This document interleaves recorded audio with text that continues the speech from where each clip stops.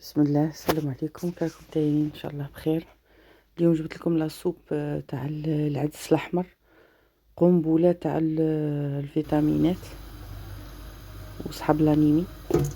كاين هنا طرف تاع كابويه حمراء، كاس تاع عدس احمر، وطرافي تاع شحم بدون لحوم. درت غير طرافي تاع شحم، الخروف، شويه زيت، والخضره اللي عندك تنجمي ديري كابويه، كروطه، حبه بطاطا، اي حاجه ديريها. انا درت غير الكابويه والكروطه واللحم.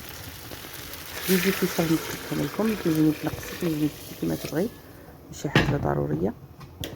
مرقت بالماء حامي بعد ما قليت غايه، وزدت الثوم. نسيت باش نقول لكم هنا ديروا الثوم، بعد ما صورتش.